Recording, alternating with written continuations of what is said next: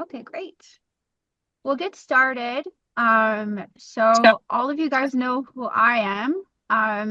And thank you so much for joining the webinar today with Dr. Murray Stein. Given the current circumstances in the world right now, I'm really grateful to have him to share his story. And he has been a professor studying Carl Jung's works for how many years now, Dr. Murray? I don't want to. Let me count. 30, about 50, 55 years. 55 years. That's Yeah. incredible. So he is truly an expert. He lived in Switzerland. Brenda, do you want to Yeah, jump in and read a little bit about yeah, him? sure. So Dr. Stein is one of the most respected voices in contemporary Jungian psychology, a distinguished analyst, author, and also an educator based in Zurich. He trained at the C.G. Jung Institute, Zurich, and went on to co-found the C.G. Jung Institute of Chicago, where he also served as a training analyst. He was also the founding member and the first president of the Chicago Society of Jungian Analysts, co-founder of the Religional Society of Jungian Analysts, and is also an honorary member of the C.G. Jung Institute of Chicago. He also served as president of the International Association for Analytical Psychology from 2001 to 2004 and the International School of Analytical Psychology Zurich from 2008 to 2012, where he continues today as a training and supervising analyst. For over three decades, Dr. Stein worked as editor and also publisher at Shiren Publications. He is the author and editor of numerous influential works, including Jung's Map of Soul, The Principle of Individualization, Minding the Self, and the three-volume series Jung's Red Book for Our Time. His work has also been central to shaping contemporary understanding of individualization, spirituality, and the evolution of human consciousness. Yeah, Thanks, over to Brenda. you. How, Awesome. and so, Dr. Stein, how many books have you written in your lifetime? I don't know. I lost count. I love that. That's There are amazing. right now 10 volumes of my collected writings, so that most of them are contained in that. Not all, but most. Got it. Got it. And tell us why you picked this specific book to talk about today. Well, this is one of the last books that Jung wrote. You're speaking about uh, the text. Uh, uh, what book are you referring to? It's the hold on, let me pull it up. It's the Undiscovered Self, Undiscovered. that one. Yeah. The Undiscovered Self. Yes, in German that was called Zukunft und Gegenwart und Zukunft, present and future. And Jung wrote it late in his life, in the 1950s. He died in 1961. And he was thinking about the state of the world at that time. He was in conversation with an um, American man who represented the arts, a man named Carlton Smith, who was the head of an art institute in New York at the time. And they had some conversations, and Smith came to Switzerland several times and visited Jung. And in one of their interviews, they spent an afternoon in the southern part, in the Tessin southern part of Switzerland, talking about the state of the world today, what's going on in the world. This was 1955.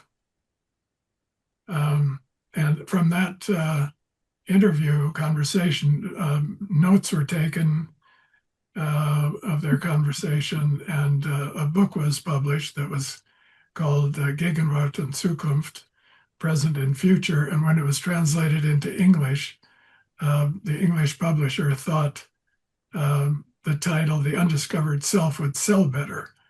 And Jung thought, well, that's very American. I don't know. I would have never given it that name, but The Undiscovered Self sounds pretty good. And so he went along with that. And what he's doing in that book is looking at the state of the world and what are the major problems. He was very worried about the future at the end of his life because he thought human beings were not capable of controlling their tendency to use whatever they could to destroy their enemies. Warfare is such a part of human history, and pretty much all the weapons that can be used will be used by one side or another. So he was very fearful of an atomic war and Holocaust that would result from that, maybe set the human race back centuries, if not extinguish us. So that was his concern, his major concern. And he asked the question to Smith, who was trying to set up a conference in Chicago with world leaders. He said, tell them to address this question. What is it, who or what is it that prevents human beings from living in peace in this world? Who or what is it that prevents us from living in peace? I don't know what kind of conclusions they came up with, but he was not very sanguine that whatever it is that does not allow us to live in peace would be eliminated or reduced in its potency to the point where human beings could live without, anxiety about falling into some sort of terrible nightmare of warfare. And so here we are in 2026, and this is 50 years later, 75 years later, and we're in the same situation. Still worried about atomic warfare. I grew up in a period, Cold War, where we were in school, we were drilled in what to do if the sirens sound and we have to go into shelters because the missiles are coming. That's what they're living with in Israel right now and in Iran and in Ukraine and Russia. So it's not so different. But if you read that book, I think you'll get his view of what some of the major problems are. And one that he was talking about at that time, and I think it's much worse now, is what he calls mass-mindedness. That human beings tend to fall into a state of following a leader or following an ideology that blinds them to reality and convinces them of a certain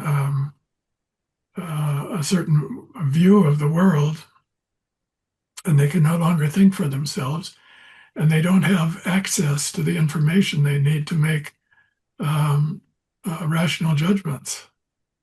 And I think we're in a much more critical state in that respect than people were in the 1950s because of the social media and internet and all of that, people falling into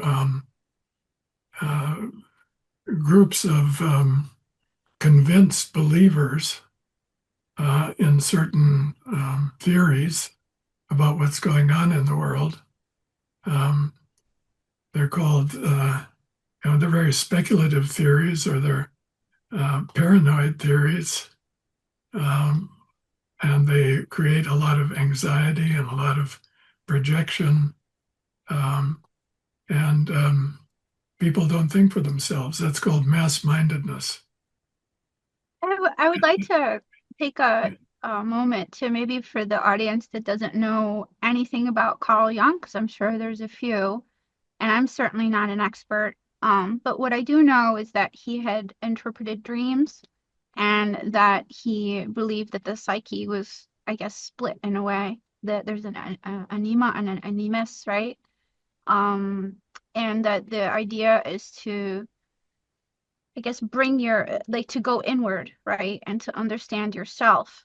Um, I'm Mhm. probably sounding like an idiot because you're an expert in this, but would love your thoughts on what you feel Carl Jung's work represented and maybe how that's relevant today.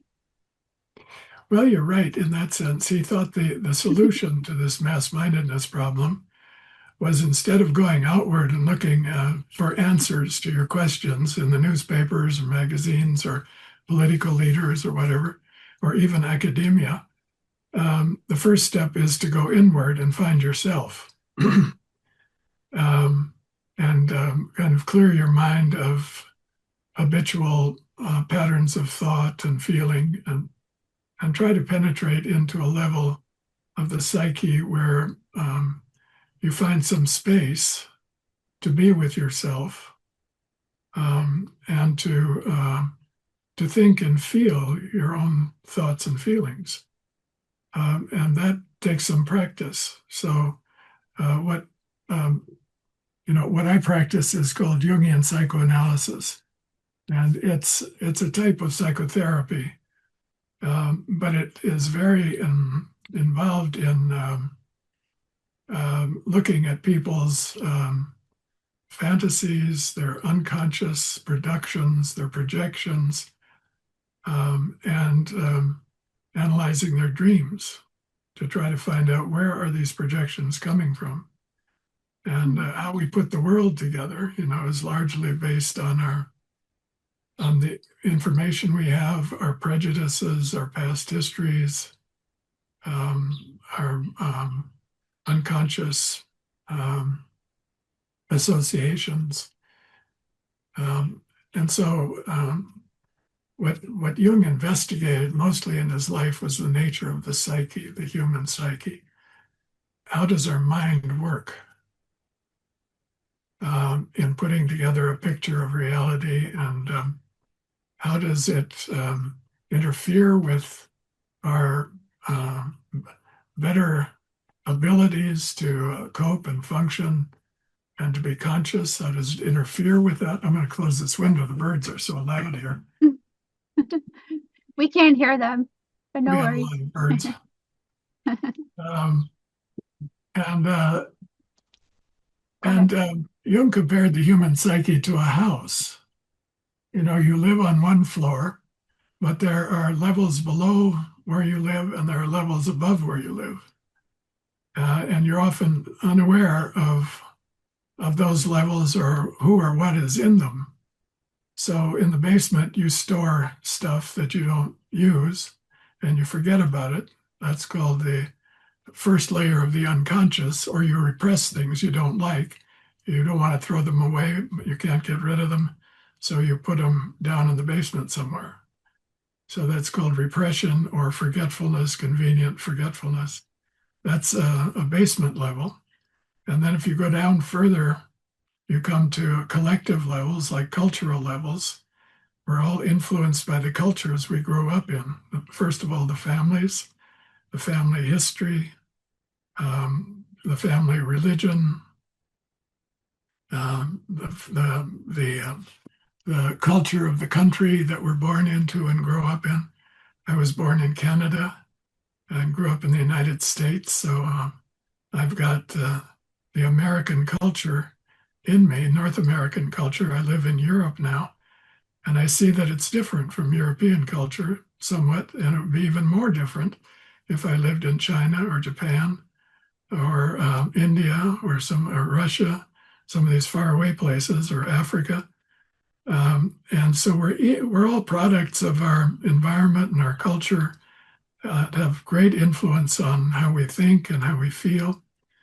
Uh, and that can get all of that can get mobilized in this mass-mindedness. If someone attacks your country, you suddenly become very nationalistic. You want to defend your country.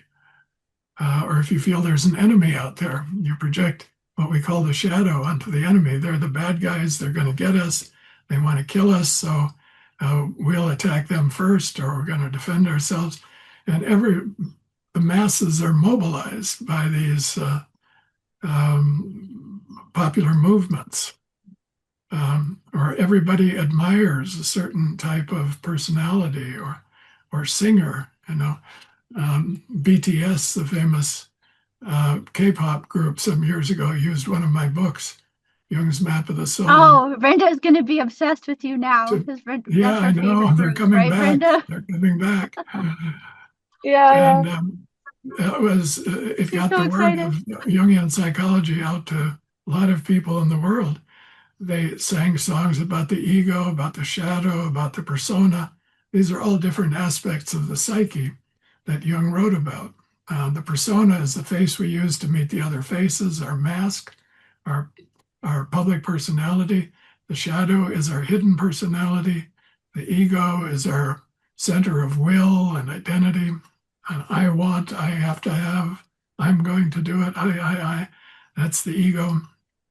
But there are other levels that Jung investigated at the cultural level and the collective level, what he called the collective unconscious, and the archetypes that are common to all human beings. And we're all subject to the influence from these deep levels of the unconscious. They influence our way of thinking, our way of feeling. They come up through the basements and enter into the atmosphere of where we live. Now, to become conscious of all that and to free yourself, it's called liberation. To free yourself from all that is a huge undertaking. And it's what many of the religious traditions try to do, to meditate and free yourself from your habitual ways of thinking. Find that empty place in yourself. Buddhists call it the void, the empty, the full emptiness of the mind that is beyond any form or any structure or any content. And dwell there for a while. That's very refreshing. It's good for you. And it gets you out of your habitual ways of thinking so you can begin to see how you function. You become conscious of your prejudices, your one-sidedness, your bias. And mass-mindedness is the opposite of that. You don't reflect on what you're thinking, doing, feeling. You're just going forward with the masses. So in Jung's time, Jung lived in the early part of the 20th century. That's when he worked. He was born in 1875. He died in 1961. He lived through two wars in Europe, World War I, World War II, devastating, destroyed European civilization. In his view, um, uh, it just wrecked everything. That was his life experience. And so he saw what is created by mass-mindedness. He faced fascism in Italy and Germany in the 1930s and 40s. Then there was communism that was collecting people around an ideology, and it was destroying individual identity and creating um, a sense of mass identity. So everyone just becomes a unit in a mass of units to be moved around and manipulated by the central government, the central powers. Now, there's great fear that that's going to happen in our day using AI, artificial intelligence, is going to put human race under the control of a few people who will be able to manipulate our way of living, our way of thinking, our way of behaving, way of feeling. It will come into our minds as universal truth. We all have to do this. We all have to believe this. So Jung wanted to resist all of that in favor of the individual, that the individual needs to develop their own capacity to feel and think, to go deep, to reflect on themselves, and to liberate themselves from all these habitual ways of thought. And so that's the project that he writes about, and So it's what I have a he question, Dr. practiced. Murray. In terms of like how society operates, right? From the time you're born is basically what you're saying is that we collect um these different ideologies around who we think we are, different masks, I guess. And then we associate with all these different groups of people that have mass thought about a subject, whether it's people that you go to church with, or maybe people that are a part of your soccer club, or maybe it's a political party. But what you're saying is that to go into the zero space or the emptiness within, to remove all of those masks, to ask yourself like who you are really, if none Yeah. of that existed, right? Am I Who's right or no? experiencing all of this? I mean, you can do all that stuff, but ask yourself, who is it that's doing all this? And that gives you a step back. You can participate in it if you think it's a good cause, but you have some distance. You can judge it. You can make a critical review of it. You can participate in some parts of it and not in other parts. Um, it's to develop a kind of uh, uh, self-critical and other critical way of perceiving and thinking, so that it's like putting on a pair of glasses. Without my glasses, I don't see as well as I do with my glasses. So the glasses that you get by doing this kind of work help you perceive the world a little more clearly. But I have to say, I've done this work for a long time. I'm still subject to the media, what the media tell me are going on. I have my likes and my dislikes, very strong sometimes.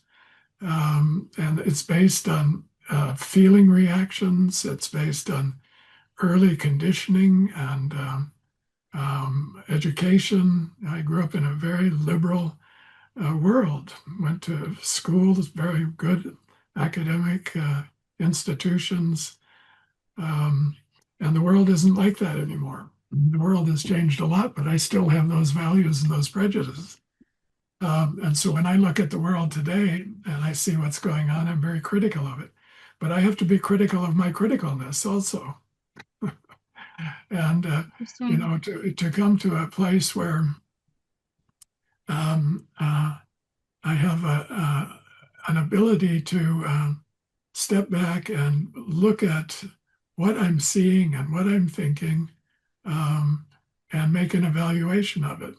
Um, I know that I can be very one-sided. So if I know that and I see myself going in that direction, I ask myself, well, what's the opposite of that? Okay. And let's look at both sides. Okay.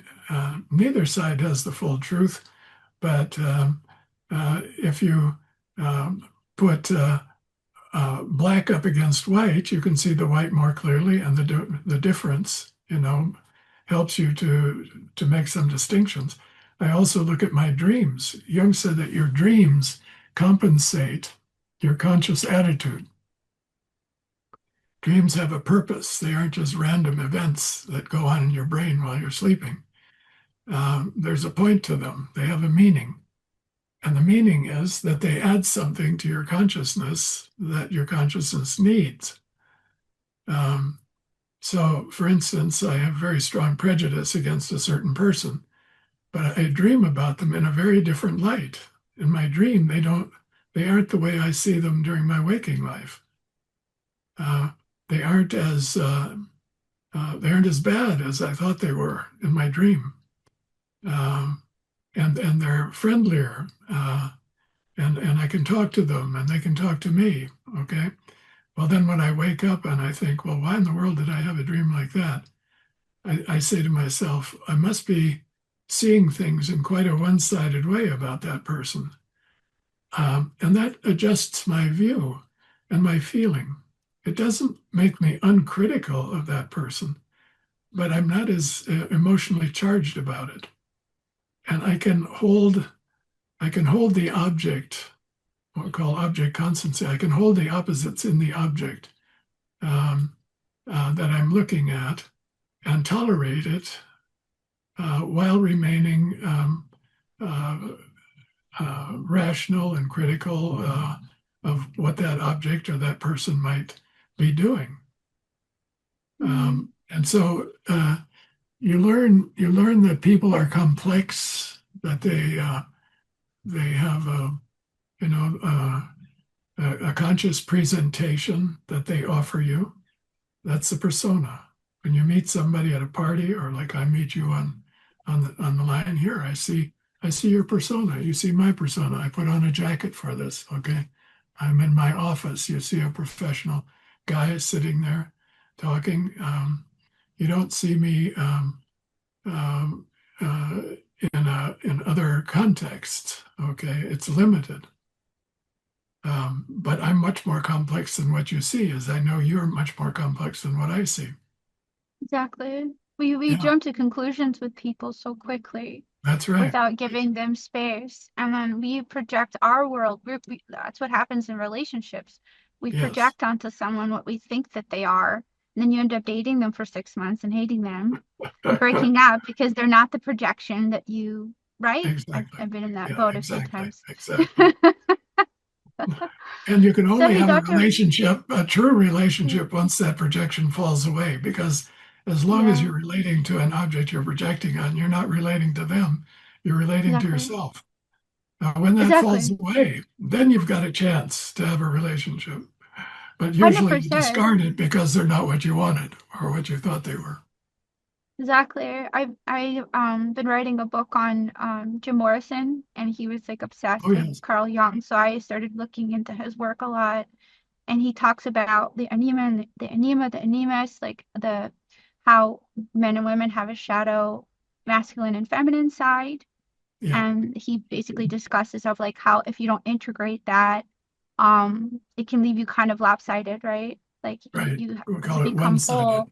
lopsided, I, one-sided. Yeah. yeah, okay, interesting. Do you oh, and then after that question, I want to jump to the audience because there's a lot of people texting me.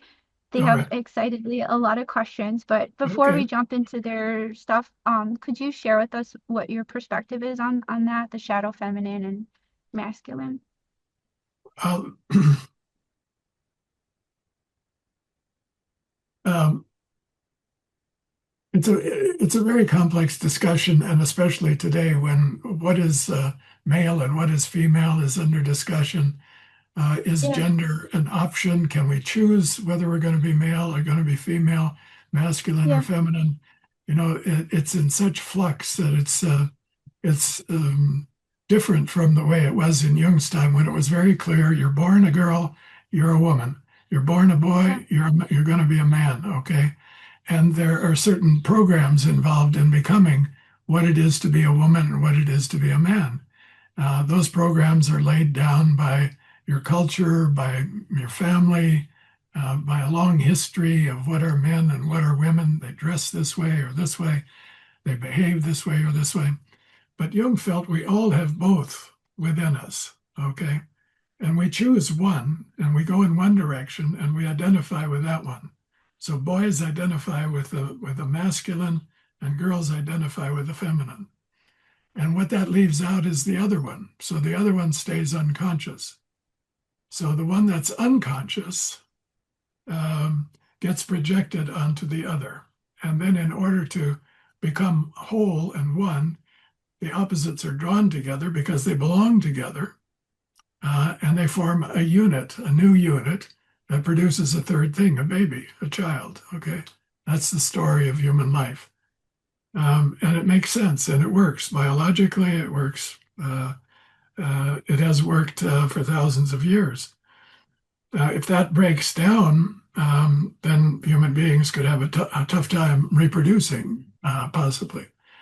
Um, but for people, typically, most people, let's say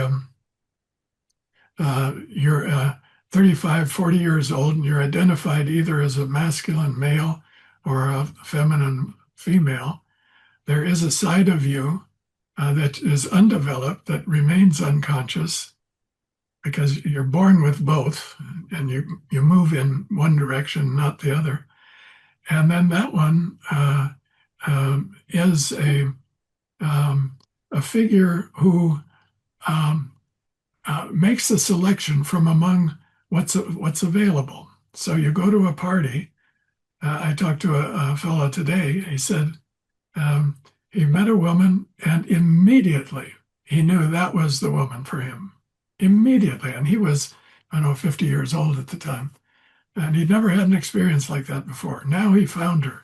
Well, when that happens, that means there's a match between this image of the feminine that you have in your unconscious and what you're experiencing out there.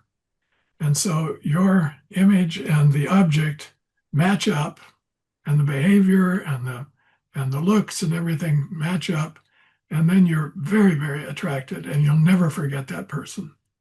And if you get together, it might work out very well. Maybe you're the opposite for them, and they're the opposite for you, and you can maintain a relationship in a very excited, ideal way. But usually that fades after about 6 months. And the projections diminish as you experience the other parts of the reality of the other person. You know, they have a history, they've had other relationships, maybe they've had children, you know, maybe they've had conflicts with their family, and you get drawn into all that stuff in a relationship as it goes along. And so the blank screen that you saw at the beginning that matched so perfectly gets more complex, and you start thinking, you know, maybe this is not for me. And then you have a problem that projected image is looking again for somebody that fits the bill perfectly. So, you know, you go on looking, and you find another one, and then another one. And that happens both on the female side and the male side. When you get obsessed with another person of the other gender and you want to come together, think, what is that in me? Where is that in me? What does that match? And start becoming aware of that. And when you do that, you'll start also noticing other parts of the other that you don't notice if you're just glommed on to the projection. Does that That's answer your fascinating. question? Yeah, that's amazing. And I might bug you to check my work before I publish it to make sure I didn't mess it up. So, hey guys, do you want to ask questions? I see some in the chat. Jump in, anyone. Don't be Hello. shy. McGuire, why don't you go ahead? Hi. Okay, great. Ciao. First of all, Dr. Murray Stein, your work is prolific and profound, and thank you so much for all that you've been contributing to the human family. Thank you.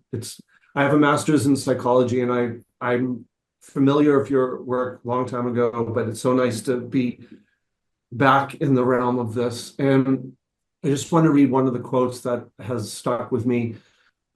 It's from your work, Jung's Map of the Soul. You say, the shadow is the image of ourselves that slides along behind us as we walk toward the light. The persona, its opposite, is named after the Roman term for an actor's mask. It is the face we wear to meet the social world around us. And I think that's so beautifully stated. So my question, because the world is as it is, and I have this written down, so I'm reading it because I was very excited to ask this. The world is as it is because, and only because, we are as we are. And if we want to change the world, we have to change ourselves. And the only thing that can change a man or a woman is our own individuated consciousness. And so that's been the core focus of my life journey.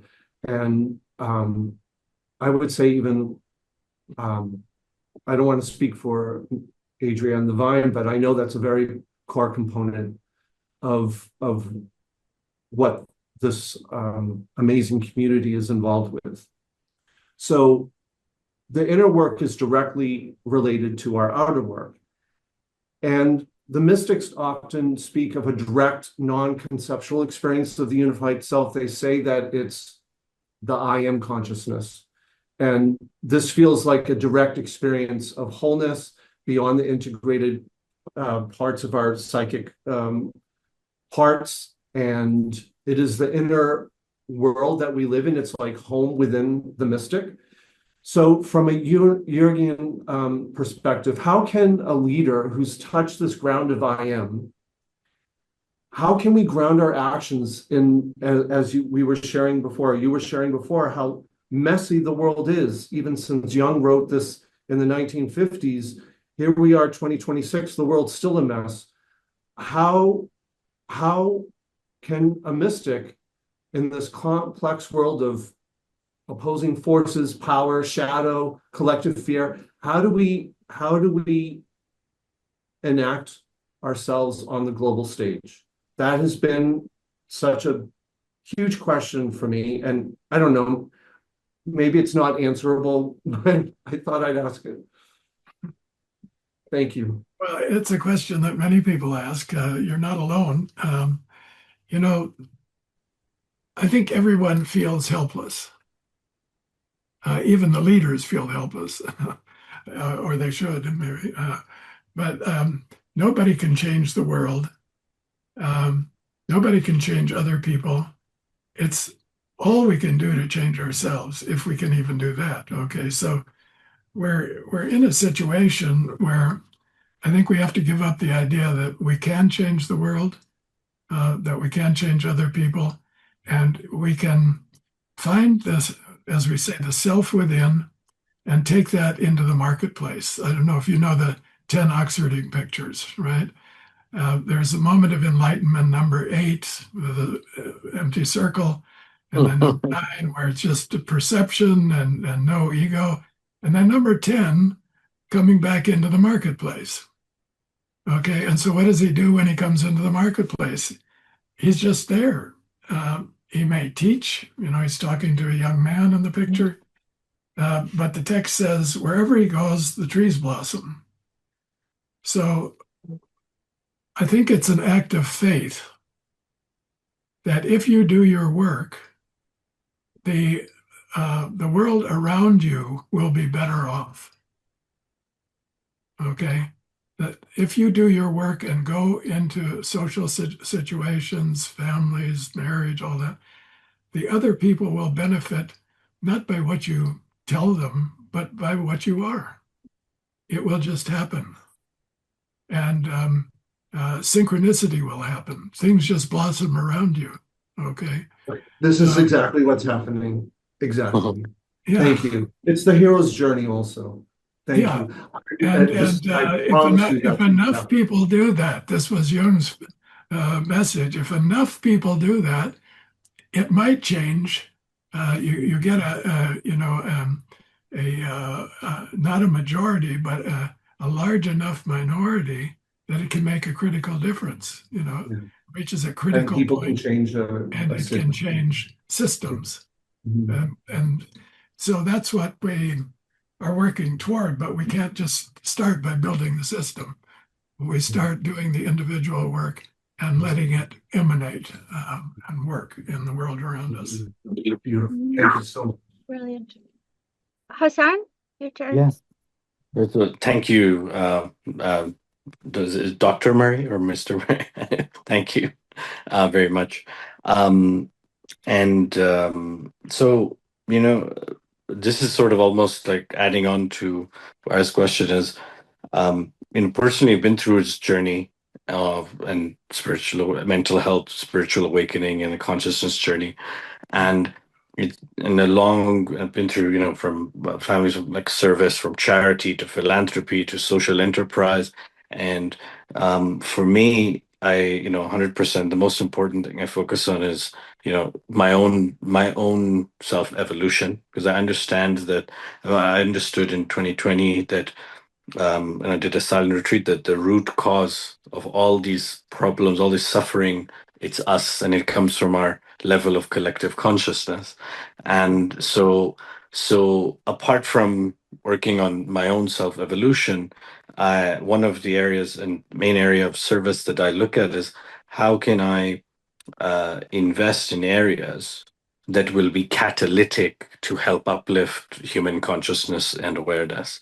And so I'll just some of the examples that, I had a retreat where I had this vision of this whole organization, but some of the examples were, things like having, a retreat center that's very high end, that deals with that serves actually to, for example, like very powerful people, to transform them, and then that things on everything from that to like movie fund that is churning out blockbuster movies, but with the underlying theme of consciousness. To it goes on, like from AI to kids education and all that. But my question to you is, what do you think? What are the things that? What are the projects, or what are the ways that you think we can? I know you said we can't directly change people, but you can create an environment that helps them to elevate or elevate their consciousness. What are the things that you think would be catalytic that could help move the needle and get more people elevated? What are the things that we can do? Well, I think you've named quite a few.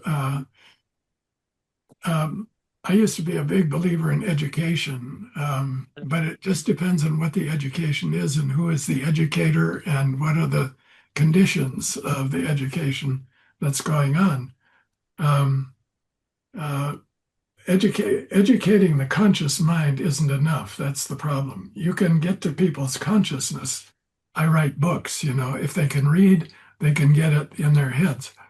Or we do programs like this, or as you say, retreats.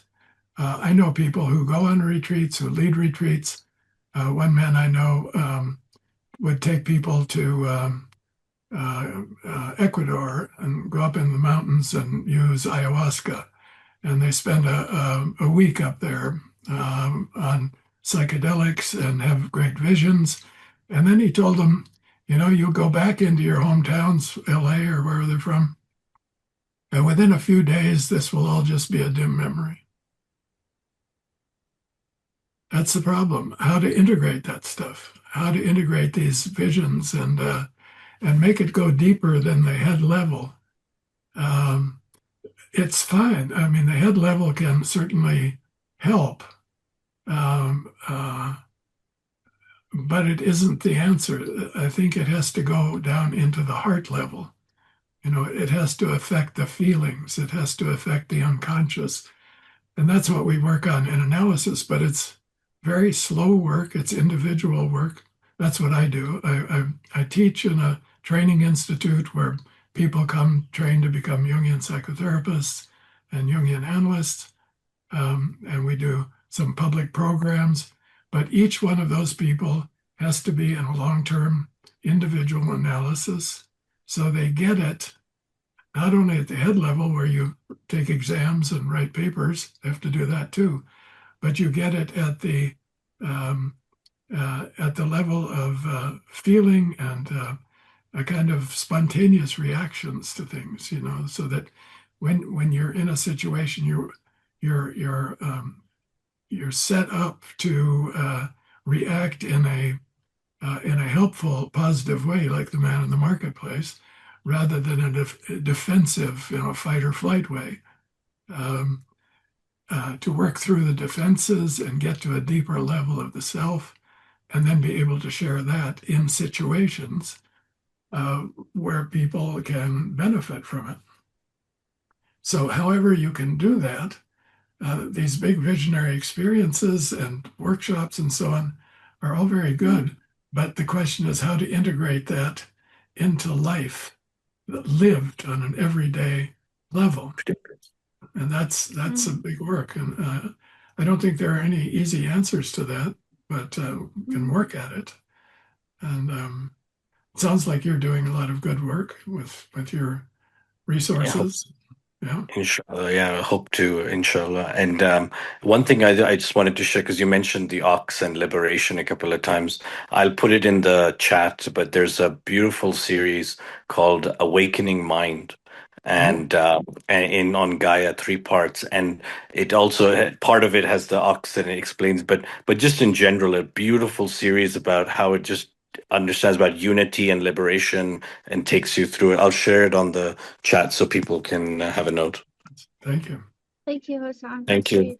great. We have a question in the chat from Sil. Sil, are you still with us? Yes, I'm Sil still here. Vanderwood. Hi. Hi. Hi. Thank you so much for this very inspiring talk. Feels really good to have these messages at this time of my day. I'm a filmmaker, and for over a decade, I've been working on a film that really explores like the inner self. Oh, And ultimately, this what I learned along the way was most of all a personal journey that I had to go through. And it's partly set in this apartment, this abstract apartment. So when you mentioned this example that you brought up, like the basement and the levels below, it just like I could immediately see it. And it kind of made me curious about the other half of like the apartments above us. And if you were to describe them with a similar metaphor, I'm just really curious how you would describe them and what we could find there. well, above you get into the spiritual world, and below you get down into the instinctual, basic, somatic world. I mean, that's the basic idea. I made a podcast that you can look at on YouTube. It's called Map of the Soul, the Self. And it's with a woman who, her name is Diane Stanley, who had a dream of finding a fifth level in her house. So she goes up this staircase, never seen it before. This is a common type of theme in a dream where you discover a part of the house you've never known was there before. And she goes up this staircase and she comes into a room. It's the fifth floor. And in the room, there's a fire burning in the center of the floor. And she's worried that's going to burn the house down. But then she realizes it's a different kind of fire. There's no fuel. It's self-sustaining, and it's a fire that is contained, and you don't have to feed it any fuel. So, and then a figure comes to her into the room, and he says to her, he's a teacher figure, and he says, um, "Prepare this room. A lot of people are going to want to come and see this because it's like the burning bush. It's like um, the spirit, the eternal spirit on the fifth floor, the fifth dimension, has become available to you now." So she was astonished at this dream. She's a lifelong meditator, but had never gone to this level. And we discussed that dream in this podcast. I find that a very encouraging picture of an experience of, you could say, the divinity within ourselves. The house is the self in all of its dimensions. And up there on the fifth floor, you have the God, the eternal flame that will never be extinguished, even if human beings disappear. It's eternal. So I that's think what I see. Thank you so Teresa much. Avila touched on that. She's a mystic and a saint. And if you ever come across Sil, her name is Saint Teresa Avila. She wrote a book called The Interior Castle, Oh, which yes. at the time she probably could have been killed for that. She treaded very lightly on these subjects, Yes. because she managed to not get executed like a lot of the Gnostics did. Yeah. But does anybody have any more questions? Because we still got a few minutes. Comments, thoughts, ideas.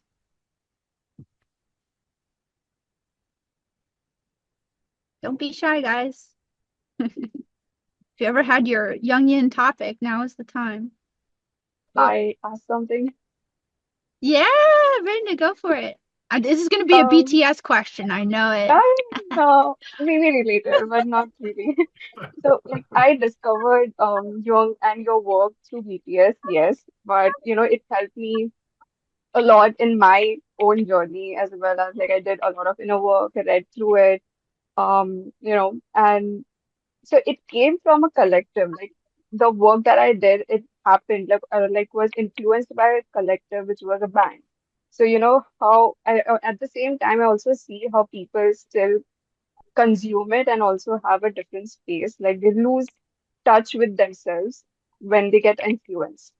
So how young adults can carry this awakening that comes from a collective, but while also protect their individualistic and not get lost in it. Well, it's by the way, the word that we use is it often is misspoken as individualization, which is okay, but the technical word is individuation, individuation. And it means to become an individual, but not an isolated individual, not a loner, but someone who, as an individual, interacts with the world around and the social world and so on, but as an individual, not as just a mass-minded, fellow traveler. So if somebody falls into the influence, I think you have to. It's a tough question because it touches my heart because I know people very close to me who have fallen into these traps, and the tendency is not to talk about it. Just stay away from that subject, and we can relate on another level, and we can talk about the weather, and we can talk about food and things like that. But stay away from this critical issue that they've fallen into a trap of mass-mindedness. I don't have a ready solution for that. I think you have to be very careful or you become alienated. You can break the relationship, you can lose the relationship. You have to tread very cautiously. One of our great teachers named Mary Louise von Franz said, when you approach another tribe, you have to let them know that you mean no danger. Raise a white flag. Say you're not going to threaten them in any way. You come as a friend. You just want to have a little conversation, and go very easy into that territory, or you get into a conflict that could really be very disruptive of your relationship. Yeah. Thank Thank, you. Okay. thank you guys. Thank you, Brenda. So I think we'll close here. Thank you guys, unless there's one last Yeah, it's event. Bobby. Sorry, I'm sorry I'm not on video. Hi, Bobby. Hi. Jump Just in. a very quick question, and it might have been covered because I wasn't able to be on at the very start. But I'm questioning, what we're witnessing now in society in general and the level of societal trauma across the board. And I wondered what your thoughts are around the depth of shadow that we're experiencing. I mean, obviously, the depth of shadow relates to the breadth of light. And I just feel that there seems like an inordinate amount of shadow right now on the planet. So I just wondered if you could comment about that. Thank you. Well, there's a kind of short-term perspective on it and a long-term perspective. The short term is that we're living in a very difficult time, a time of you could call it transformation, or you can just call it dismemberment. But in our view, dismemberment is a part of a long-term process, and in that dismemberment, shadow comes out. Shadow appears. Shadow is very active. Shadow is a powerful presence in the world, and you have to see it in order to deal with it. And now we're seeing it. Okay, and things are falling apart. Institutions are changing. The world's getting rearranged. In the long term, this may be part of um, a restructuring process. Jung talked about changing from the age of Pisces to the age of Aquarius. That's a very long-term perspective. 2,000 years of Pisces. Now we're entering into the age of Aquarius. which might be a more peaceful age, might not, but it's going to be different and probably more global than the age of Pisces was, less splitting, and it's a preparation for a future age after that. So if you take a long-term perspective, you can say, this is a part of the process. The world goes through shadow times, and we have to survive it, and we have to continue doing our own individual work during it, do the best we can, and we'll see what the results will be, or our children or our grandchildren will see. So that's the kind of perspective I take on it. We have the short term and we have the long term. Perfect. Thank you. Aligned with my thinking as well. Thank you so much. You're amazing. Bobby, I'll post the group or the book in the chat. We read The Undiscovered Self this month in the Vine. So it's a free PDF that I'll post in the group and you can read about it. It was written during World War II and then created for that reason. And Dr. Murray has been studying Jungian psychology for over 50 years. So if you guys want to Yes, reach I out can to tell him, he's an expert. Thank you so and today was balm for the soul. So really, really thank you from the bottom of our Thank you hearts for for your the time today. opportunity, Andrea. I really enjoyed being with you and being with your group. I think you're doing wonderful work. Yeah. Thank you so much. Thank you, Dr. Okay. Murray. Thank you. Bye-bye. Thank Thank you, you, guys. Joe. Thank you. Bye. Ciao. Bye. Bye-bye.